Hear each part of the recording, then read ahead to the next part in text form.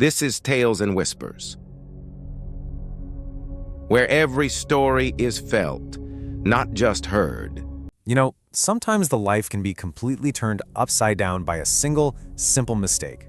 A click of a button that accidentally makes someone richer than they ever dreamed. But what happens when that dream becomes a total nightmare just as fast? Let's get into this unbelievable story. No, really, just think about that for a second. You wake up, grab your phone, open your banking app, and you see a number so huge you're absolutely sure it's a glitch. What is the very first thing you do? Well, this isn't just some fun thought experiment. For one woman in Argentina, this was her reality. So here's where it gets wild. Look at the sheer scale of this mistake. On the left, that's what she was supposed to get, about 8,000 pesos in child support. Pretty standard stuff. But on the right, over 510 million pesos. That's a whopping 430,000 US dollars. The difference isn't just big, it's completely life-changing. All right, so to really understand how this even happened, we've got to meet the person right in the middle of it all. Let's see how one little administrative error kicked off this incredible chain of events. Okay, so this is Veronica Acosta. She's a mom from a city called Villa Mercedes. She was just living her life, waiting for a pretty standard government payment. She had absolutely no idea she was about to become the main character in a story that would make news across the country. Let's just picture the scene, right? It's the morning of May 6th. Veronica checks her account.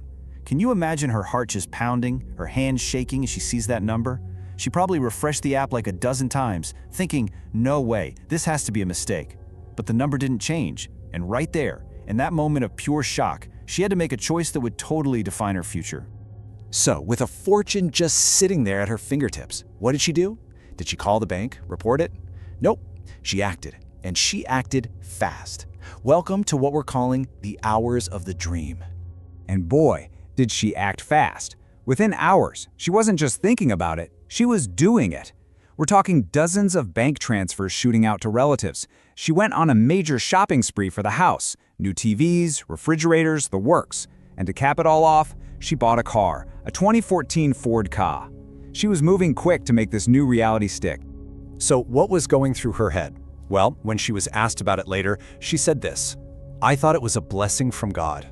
In her mind, she wasn't doing anything wrong. She truly felt like this was some kind of divine gift, a miracle that was meant to help her and her family. And that quote, whether you agree with it or not, is so key to understanding her mindset. But you know how it goes. Every dream has to end. And for Veronica, reality came crashing down, and hard. The bill for her few hours of wealth was about to come due. And the collapse was just as stunningly fast as the windfall. Day one was the dream, but day two, that was the nightmare. By the very next morning, the government agency spotted their massive mistake, and by that afternoon, it was all over. Bank accounts were frozen, police raids were starting. The speed is it's mind-boggling. And the consequences were really, really serious. It wasn't just Veronica who got arrested. It was also 5 of her family members, the ones who got the money transfers. They were all facing some heavy charges: fraud, illegally keeping money that wasn't theirs. This wasn't a simple, oops, I spent it situation anymore. It had blown up into a major legal battle. So what happened after all the arrests, after the news stories died down? What happened to all that money, the new appliances, and the car?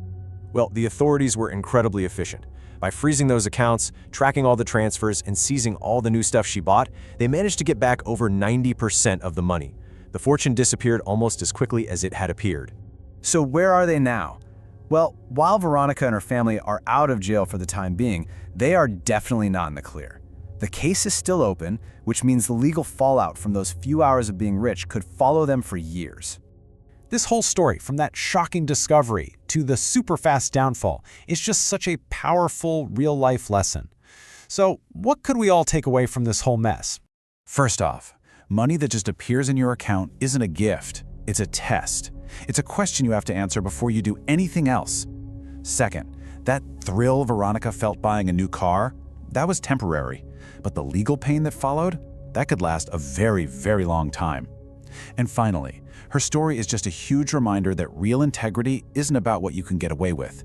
It's about doing the right thing, even when you think $500,000 just landed in your lap. So, in the end, we're left with this question, right? Was that 510 million pesos just a moment of insane luck? Or was it something else entirely? A sudden, high-stakes moral test? And it really makes you think, what would you have done?